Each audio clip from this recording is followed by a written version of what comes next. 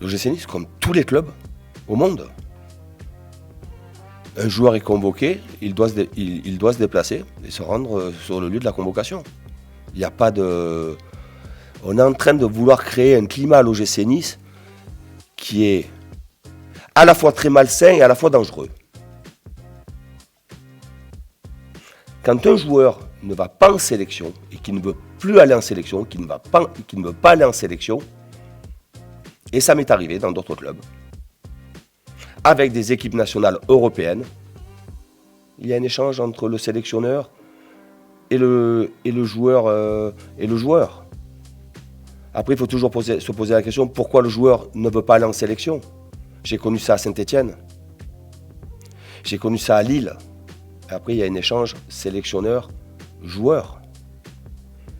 Mais mettre la responsabilité sur le club, éventuellement sur l'entraîneur, éventuellement sur l'environnement de l'entraîneur, c'est très malhonnête, très malsain. Les clubs, comme les entraîneurs, on est pliés au règlement international. Quand un joueur est convoqué avec sa sélection, dans les dates FIFA, le joueur doit se déplacer. Si le joueur ne veut pas se déplacer, il s'arrange directement, il parle directement avec le sélectionneur, et après c'est au sélectionneur de prendre la décision.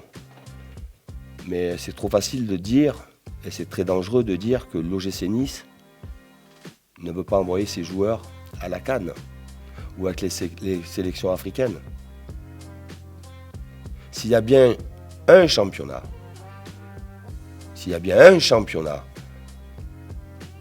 au monde qui respecte l'Afrique, c'est bien la Ligue.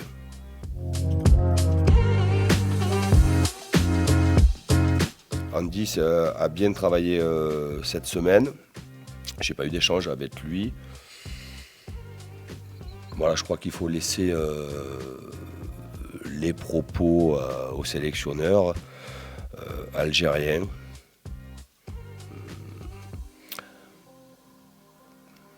Je l'ai connu en tant que joueur, en tant que jeune joueur. C'était un bon footballeur, très excessif, déjà très jeune. Et en prenant de l'âge, ça confirme. Des fois on s'assagit et des fois on ne s'assagit pas. Et je l'ai trouvé très excessif hier. Voilà.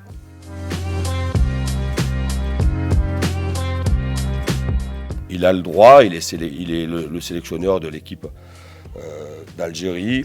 Hicham est souvent appelé, il joue très peu, il voyage beaucoup, il prend l'air. Ensuite, qu'il préférerait voir jouer Hicham à son poste. Mais lui, il ne m'a pas encore prouvé quel poste il avait, Hicham, avec la sélection. Qu'il s'occupe de son équipe, de ses compétitions, et qu'il nous laisse travailler sereinement, précisément. J'ai des joueurs qui sont heureux de travailler ensemble. Hicham s'épanouit, il découvre notre rôle, il découvre d'autres consignes, il découvre notre modèle de jeu.